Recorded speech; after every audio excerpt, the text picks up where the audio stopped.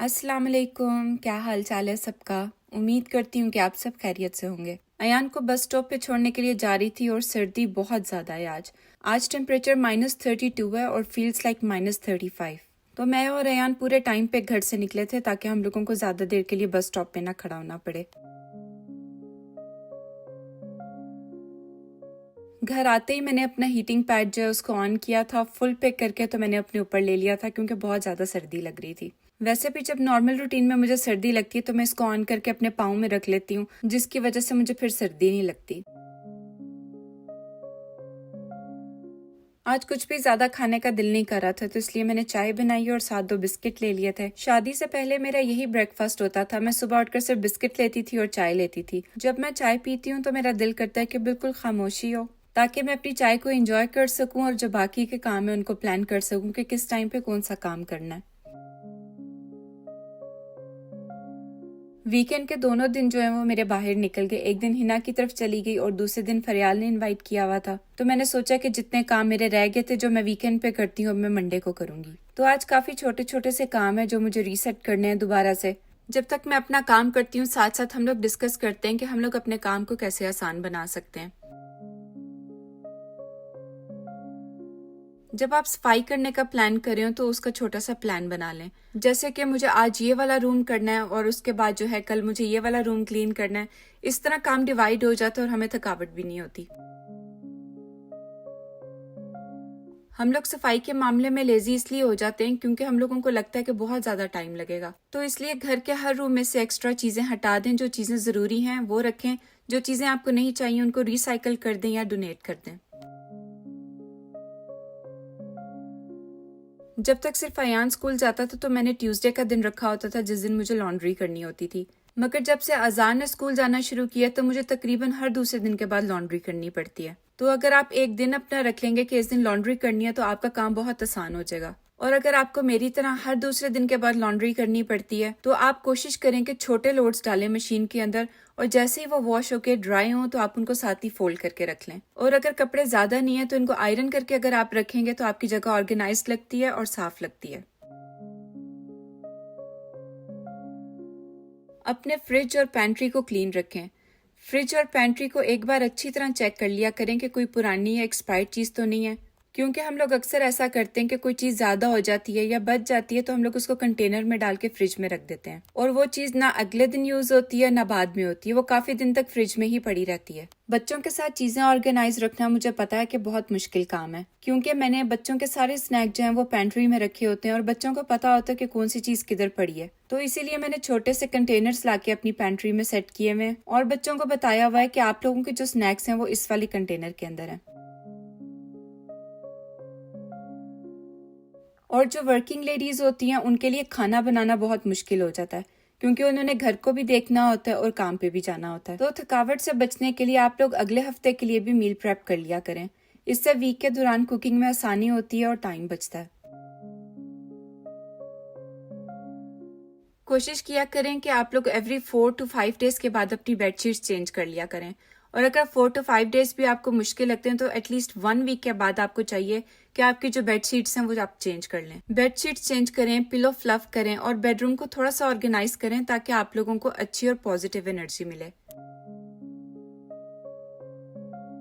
अपने कामों की टू डू लिस्ट बनाएं। अगले वीक के लिए एक सिंपल टू डू लिस्ट तैयार किया करें ताकि आप ऑर्गेनाइज्ड रहें और स्ट्रेस फ्री रहें। और जब आप अपनी लिस्ट के काम जो आपने लिखे होते हैं वो सब कंप्लीट कर लेते हैं तो आपको बहुत अच्छा फील होता है।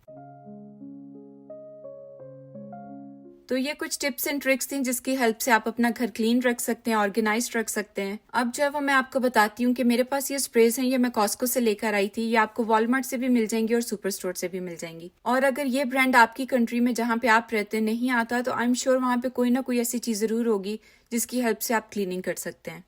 तो मैंने ये लाकर स्प्रेज रखी हुई और एक छोटा सा ब्रश रखा हुआ है जिसकी हेल्प से मैं अपना सिंक क्लीन करती हूँ। ये छोटा सा ब्रश है मगर काफी हेल्पफुल होता है। ऐसी जगह जहाँ पे मेरा हाथ नहीं जा सकता वहां पे मैं ब्रश की हेल्प से क्लीनिंग करती हूँ। और पिछले क्लिप्स में आपने देखा होगा कि मैं अपना डस्टबिन भी क्लीन कर रही थी। मैं कोशिश करती हूँ कि एवरी वीक अपना डस्टबिन क्लीन करूँ। मैंने उसको अच्छे तरीके से पहले डिसइंफेक्ट किया है और बीच में मैं इसके ऊपर स्प्रे भी करती रहती हूँ। और मेरी कोशिश होती है कि ऐसे काम मैं तब करूँ जब बच्चे घर पे ना हो, क्योंकि जब बच्चे घर पे होते हैं तो हर काम मुश्किल हो जाता है और जो काम 2 मिनट का होता है वो 10 मिनट का हो जाता है। अगर आपने अपने वॉशरूम में कोई डेकोरेशन वगैरह रखी हुई है तो आप कोशिश करें कि अब जब आप वॉशरूम क्लीन करते हैं तो उन चीज़ों को भी साथ ही क्लीन करें, क्योंकि उनकी क्लीनिंग भी उतनी ही ज़रूरी है जितना कि आपका वॉशरूम क्लीन होना ज़रूरी है। ये जो छोटी ट्रे आप देख रहे हैं ये मैंने टीमू से मंगवाई है और जब मैंने ऑर्डर की थी तो मुझे आइडिया नहीं था कि मैं इसको किस चीज़ के लिए यूज़ करूंगी। मगर जब आपके पास चीज़ें होती हैं तो फिर आहिस्ता आहिस्ता आप उनको थोड़ी थोड़ी देर के बाद चेंज कर सकते हैं। और जब हम थोड़ी देर के बाद सेटिंग चेंज करते हैं घर की तो हम लोग बहुत एनर्जाइज्ड फील करते हैं और बहुत रिफ्रेश फील करते हैं। वॉशरूम की वॉल्स वगैरह क्लीन करने के लिए भी मैंने ये स्प्रे रखी हुई है, इसी के साथ मैं पूरा वॉशरूम क्लीन करती हूँ। स्प्रे करके मैं इसको 10-15 मिनट के लिए छोड़ देती हूँ और उसके बाद मैं अपने ब्रश की हेल्प से ये सब वॉल्स और ये सब चीजें क्लीन कर लेती हूँ। ये ब्रश जो है ये सिर्फ मैंने इसी चीज के लिए रखा हुआ है जब मुझे वॉल्स क्लीन करनी होती है या टब क्लीन करने होते हैं। ब्रश की हेल्प से जरा इजी हो जाता है काम, क्योंकि जब आप बेंड होके करते हैं तो आपकी बैक में भी पेन होता है और मुझे लगता है कि ब्रश के साथ जो है वो क्लीनिंग बहुत अच्छी हो जाती है। आजकल तो बहुत सारे क्लीनिंग गैजेट्स आ गए हैं, आप लोग Amazon पे भी देख सकते हैं, टीमू पे देख सकते हैं, या जहाँ से आप लोग ऑनलाइन चीजें मंगवाते हैं। आई एम श्योर वहाँ पे कुछ ना कुछ ऐसा जरूर होगा।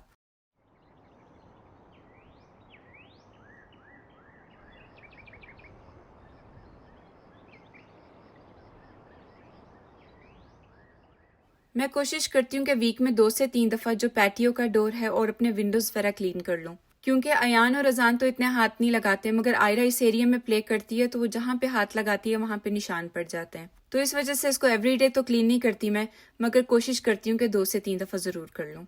और जब आप अपने पैटियो का डोर या ग्लास वगैरह क्लीन करते हैं, विंडोज क्लीन करते हैं, तो आपका जो बाकी का घर है वो भी क्लीन लगता है।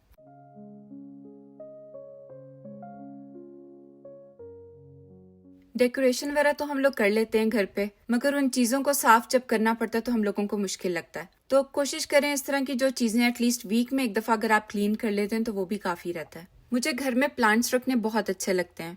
मुझे कमेंट बॉक्स में बताइएगा कि आप लोगों में से प्लांट्स रखने किसको अच्छे लगते हैं और किसके पास कितने प्लांट्स हैं। अब जो है वो मैं बच्चों के रूम में आई थी, इनकी बेडशीट्स वगैरह चेंज करनी थी आज मुझे। वैसे मेरी कोशिश होती है कि एक दिन जो है वो सब बेडशीट्स में चेंज कर दूं, अपने रूम की भी और बच्चों के रूम की भी। मगर अपने रूम की मैंने थोड़े दिन पहले चेंज की थी तो इस वजह से मुझे लग रहा था कि आज बच्चों की कर देती हूँ, नेक्स्ट टाइम में जो होगा वो फिर सबकी एक टाइम पे कर लूंगी। मेरे बच्चों में मुझे एक आयरा का बेड और अयान का बेड साफ करना बहुत मुश्किल लगता है, क्योंकि इन लोगों ने बहुत ज्यादा चीजें अपने बेड पे रखी होती हैं। आयरा की कोशिश होती है कि वो अपनी मर्जी से सेटिंग करे सारी, और अयान के बेड पे बहुत सारी चीजें होती हैं, उसके प्लशीज भी उसके साथ होते हैं, उसके टॉयज भी होते हैं, और उसको आदत है कि वो रात के टाइम पे बुक्स रीड करता है, और इन सब चीजों के साथ उसकी बुक्स भी होती हैं। वैसे तो मैंने अयान को बुक शेल्फ भी मंगवा कर दी हुई है, मगर उसको होता है कि जो बुक्स मैंने पढ़नी होती हैं वो मेरे बेड पे रहें ताकि मुझे कन्वीनियंट हो लेना। और अजान का जो बेड है मुझे क्लीन करने में इसलिए आसानी होती है, उसने सिर्फ कार्ड्स रखी होती हैं। वो भी सोने से पहले जब लेटता है तो थोड़ी देर के लिए प्ले करता है, फिर उसके बाद जब वो सो जाता है तो वो चीजें मैं निकाल लेती हूँ। परसों हम लोग एग्स लेकर आए थे, मगर मौका नहीं मिल पा रहा था कि किस टाइम पे मैं इसको फ्रिज में रखूं। तो अभी सोचा कि काम तो कर रही थी तो फिर ये काम भी साथ ही कर लेती हूँ, क्योंकि हम लोग जो काम अपना सोचते हैं उस टाइम पे कर लें तो अच्छा रहता है, और अगर हम लोग सोचते हैं कि बाद में करेंगे तो वो काम जो है वो हमारा लटक जाता है और काफी टाइम ले लेता है। जैसा कि आपको थंबनेल से पता है कि मुझे आज पूरा रीसेट करना है घर, तो जब मैं रीसेट करती हूँ तो मैं अपने सोफों के नीचे भी सब क्लीनिंग करती हूँ। वैसे तो एवरी अदर डे मैं सोफे के नीचे क्लीनिंग करती हूँ, मगर जब मैं पूरा घर रीसेट करती हूँ तो मेरी कोशिश होती है कि हर चीज को मैं निकाल कर अच्छे तरीके से क्लीन करूँ, ताकि मेरा एक वीक जो है वो आराम से निकल जाए।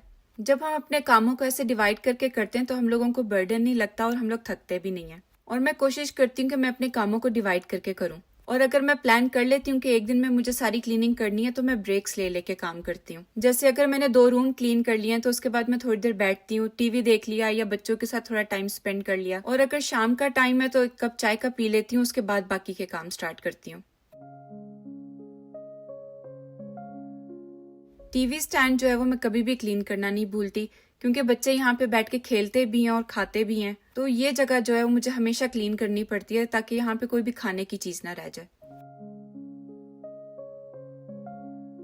और स्टोव भी मैंने थोड़े दिन पहले काफी अच्छा डीप क्लीन किया था, तो इस वजह से आज जो मैं सिर्फ हल्का हल्का सा कर रही हूँ। जब हम रोज रोज अपना काम टाइम पे कर लेते हैं तो यही फायदा होता है कि हम लोगों को डीप क्लीनिंग की जरूरत नहीं पड़ती। और जब हम लोग स्टोव यूज करते हैं तो जाहिर है उसके ऊपर कुछ ना कुछ गिरता है, तो साथ साथ क्लीनिंग में करती रहती हूँ। मुझे इलेक्ट्रिक स्टोव यूज करने बिल्कुल भी अच्छे नहीं लगते, क्योंकि इन पे खाना बहुत देर से बनता है। और फ्लेम वाले जो बर्नर होते हैं, इतना डिफरेंस लगता है जब आप उस पे खाना बनाते हैं और फिर जब इस पे बनाते हैं। तो आज मुझे अपने प्लांट्स को भी पानी देना था। जो लेफ्ट साइड पे प्लांट पड़ा है, जो मेरे पहले व्लॉग्स देखते हैं उन सबको पता होगा कि ये मेरा फर्स्ट प्लांट है। मुझे प्लांट्स रखने बहुत अच्छे लगते हैं, मगर मैंने कभी रखा नहीं था, तो इस वजह से डर लगता था कि मैं इसकी टेक केयर कर सकूंगी कि नहीं। ये प्लांट को मुझे लिए हुए 4 to 5 मंथ्स हो गए हैं और अल्लाह का शुक्र है कि अभी तक बहुत अच्छे से ग्रो कर रहा है। और जो उसके बैक साइड पे आप प्लांट देख रहे हैं, आपने अगर मेरा वो व्लॉग देखा होगा जब मैंने अपने कोलीग्स को इन्वाइट किया था, तो मेरी एक कोलीग है, वो मेरे लिए लेकर आई थी। जब मैं इनको पानी दे देती हूँ तो इसको मैं थोड़ी देर के लिए सिंक में ही छोड़ती हूँ, ताकि जितना भी एक्स्ट्रा पानी है वो सब सिंक में निकल आए।